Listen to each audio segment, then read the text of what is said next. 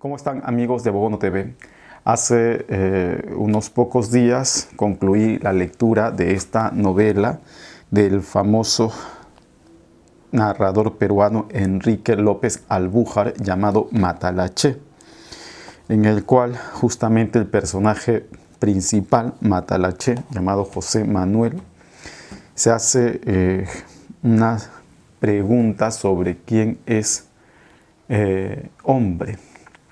Y se responde a sí mismo en una reflexión que existen dos tipos de hombres, aquellos que lo son y aquellos que no lo son, siendo que aquellos que lo son aquellos que han nacido para ser servidos y aquellos que no lo son son aquellos que han nacido para servir. Por otra parte, aquellos que son hombres son libres de hacer lo que les plazca, y los que no lo son están obligados a las órdenes de los que sí lo son, y que cuando dejan de ser esclavos, lo único que les espera es la ignominia y el desprecio. Es por eso que nuevamente me he animado a hacer una entrada sobre los esclavos en el derecho romano. Entiendo de que el libro de Matalaché está muy distante al tema del derecho romano, pero el motivo es el subtema, ¿no? Que vendría a ser el de la esclavitud, por cuanto la última vez que di un tema de estos fue sobre qué era la esclavitud en la Roma antigua y cuáles eran sus causas. Entonces quedaba, ¿no? Como tema la respuesta de cómo se adquiría la libertad, o sea, cómo se dejaba de ser esclavo. Y aquí voy a dar la respuesta. Ahora, la respuesta es una que tiene que ver con la temporalidad, porque para Roma antigua las fórmulas de adquirir la libertad van a ser distintas, o van a ser en algunas ocasiones más usadas algunas fórmulas que otras. Así tenemos que en los primeros siglos de la Roma antigua hasta a fines de la República, las fórmulas más importantes o prevalecientes van a ser la manumisión o la manumisión ius civili. Esta de interés tanto del señor propietario, por cuanto al darle la libertad a su esclavo va a perder un bien, pero también de interés a la ciudadanía, por cuanto la ciudadanía va a ganar un ciudadano. En ese sentido, la manumisión en los términos del ius civile va a demandar dos requisitos. El primero será la voluntad del señor propietario y el segundo, la solemnidad que demanda la ciudadanía. Para esta manumisión se van a presentar tres especies, las cuales son: 1. Manumisión census, ¿no? O por censo. Esta se adquiere la libertad del esclavo cuando el propietario por propia voluntad decide inscribir el nombre de su esclavo en la operación del censo. Esto no era muy frecuente, según algunos tratadistas que he revisado. Vendría o data de la época de Servio Tulio y bueno, no era muy frecuente porque justamente los censos se daban cada periodo de tiempo, ¿no? En la mayoría de los textos he visto que mencionan 5 años. La segunda especie de la manumisión del ius civile, que es pues la la que está regida por la ley de las 12 tablas, es la manumisión vindicta, la cual se daba cuando el propietario se acercaba junto a su esclavo y a un tercero, llamando a este tercero adsertor, delante de un magistrado. Y justamente el adsertor reclamaba al magistrado la libertad del esclavo. Y siendo de que el propietario no contradecía las argumentaciones del adsertor, el magistrado declaraba libre al esclavo. Y luego sería la tercera especie, que es la manumisión por testamento. La ley de las 12 tablas con respecto a la voluntad del propietario dice lo siguiente: la voluntad de un ciudadano expresada en su testamento es obligatoria.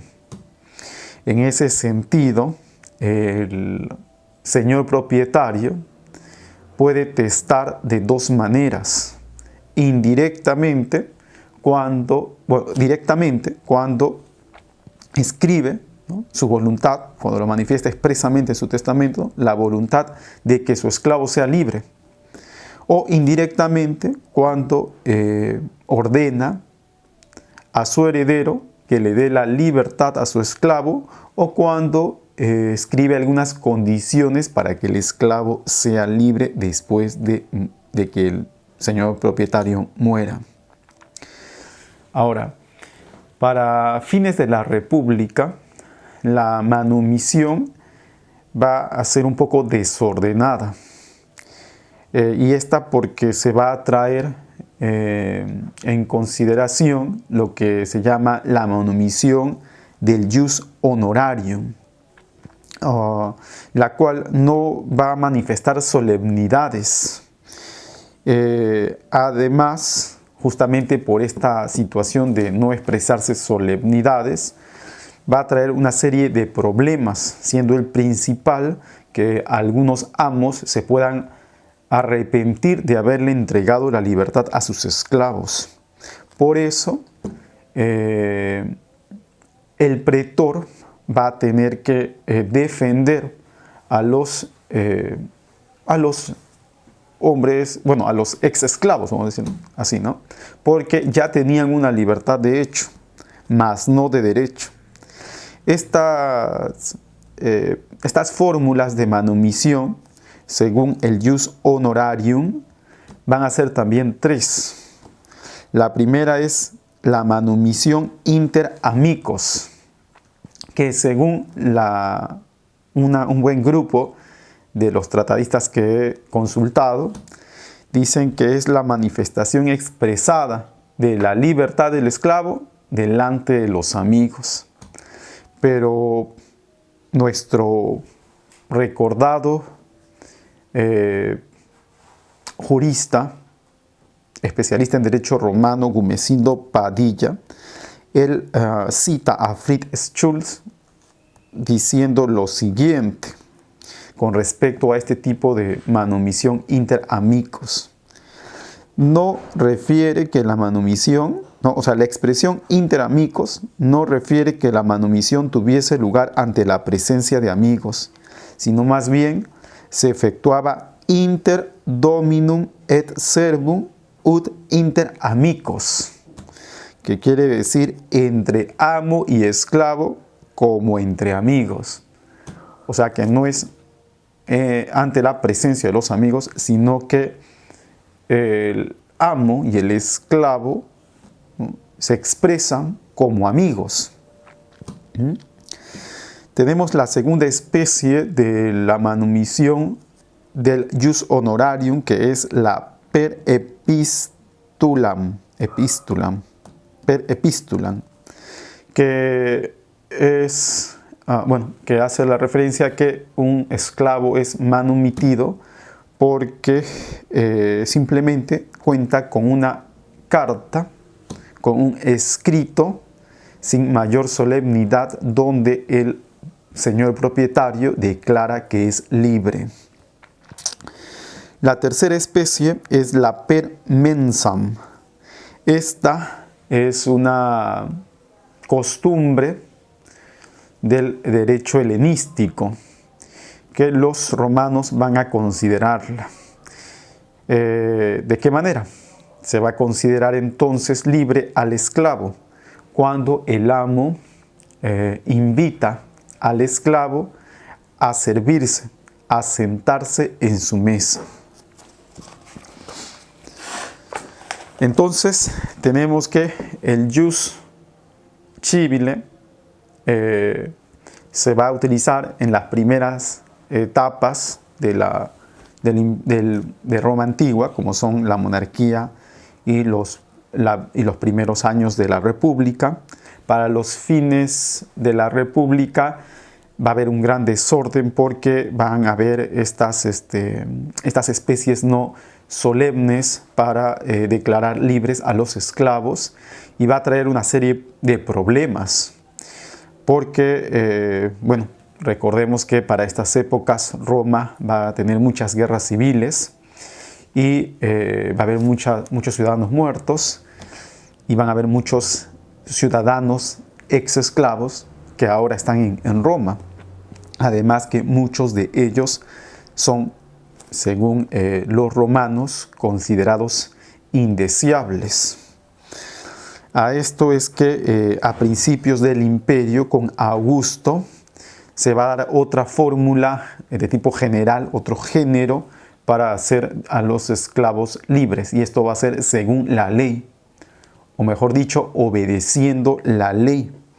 Estas leyes, especialmente la mayoría de ellas de Augusto, son leyes que van a restringir la facultad de manumisión del señor propietario, y de esta manera, ¿no? Se va a tratar pues de solucionar el problema que está sucediendo en la Roma, de tener nuevos ciudadanos que para los grandes o los primeros ciudadanos romanos son considerados indeseables.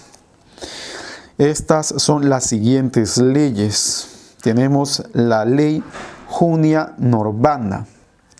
Por esta ley, bueno, es una ley muy benigna, se va a hacer la declaración de derecho de aquellos esclavos que solamente tenían su condición de libre por una cuestión de hecho. O sea, o faltaba la solemnidad, o en todo caso alguno de sus amos, bueno, alguno de los amos que le había otorgado su libertad se estaba arrepintiendo, o sea, les faltaba la voluntad del señor propietario. Entonces, por esta ley, considerando la libertad de hecho, el pretor va a declarar a estos hombres libres de derecho, pero no los va a considerar ciudadanos, sino los va a considerar libertos y de un género, o de un tipo llamado latine iuniani, los cuales no, van a tener la facultad del jus commercio, pero no la facultad de testar, por lo que al morir estos esclavos, sus bienes pasarán como herencia a sus anteriores propietarios. Por eso se les decía a estos esclavos latini iuniani como hombres libres, o hombres libres cuando son vivos, ¿no? Cuando están vivos o viven como libres, y que mueren como esclavos.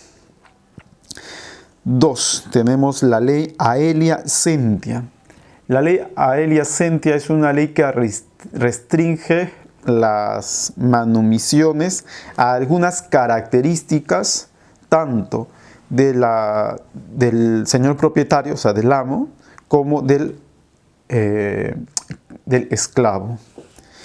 Estas son las siguientes. Con respecto al esclavo, se demanda que éste tenga como mínimo 30 años.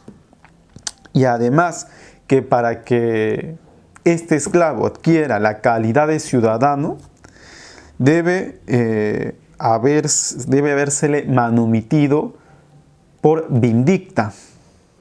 y que ésta a su vez haya sido aprobada por un consejo. Con respecto al amo, el amo no podía tener menos de 20 años, porque se consideraba que quizás, ¿no? Bueno, con 20 años, menor de 20 años no tenía la capacidad reflexiva para tomar tal decisión. Además que se le prohibía al amo manumitir en fraude de acreedores. ¿Qué quiere decir esto? O sea que si el amo tenía acreedores, o sea, debía, era un deudor, y al manumitir a su esclavo, se declaraba pues insolvente o era más insolvente para hacer frente a sus deudas, estas manumisiones eran declaradas nulas. Por otra parte, si el esclavo manumitido, según la ley Aelia Sentia, dice que tuviera algunas marcas o habría sido tratado o castigado de una manera ignominiosa, como por ejemplo sometido a tormento por delito o encadenado, este jamás podría ser ciudadano. Simplemente podría ser un liberto. Tengo la tercera ley, ¿no? La ley Fufia Canina. Esta ley hace referencia a las limitaciones que deben tener los testamentos de los señores propietarios cuando estos quieren manumitir. O sea, que no pueden manumitir a todos sus esclavos. Y esto se hace por la sencilla razón de que se quiere proteger al heredero, ¿no? Porque el heredero no puede pues quedarse sin nada, ¿no? Hoy en día incluso las normas en el derecho peruano protegen al heredero, ¿no? Por esta ley entonces se restringía al señor propietario a entregar la manumisión al 100% de sus esclavos. Bueno, encontré una tabla que ahí lo resume más o menos cómo es que debería ser el porcentaje o las cantidades para manumitir. Dice que de tener 3 esclavos se puede manumitir 2. Si tienes entre 10 y 4 esclavos, puedes manumitir por testamento solamente la mitad. Si tienes entre 11 y 30 esclavos, podrás manumitir hasta la tercera parte de ellos. Si tienes 31 a 100 esclavos, una cuarta parte, y de 101 a 500 o más, una quinta parte. Si tienes solamente 1 o 2, eres libre de manumitirlos a ambos, al que quieras, ¿no? Más adelante Justiniano va a abrogar esta ley. La cuarta ley, que no la recogen la mayoría de los tratadistas del derecho romano, pero que sí me parece interesante, es la ley Iulia de Adulterus, por la cual se prohíbe manumitir al esclavo de la mujer que se ha divorciado, ¿no? De la mujer divorciada, o en todo caso de la mujer que ha sido repudiada. Ella no podrá manumitir a su esclavo sino después de 60 días que se le entrega la carta de divorcio, o cuando se haya disuelto pues el matrimonio, ¿no? ¿Y por qué? Porque en esos 60 días se podrá coger al esclavo y someter a tormento para que confiese si la mujer fue adúltera, si la mujer engañó a su marido.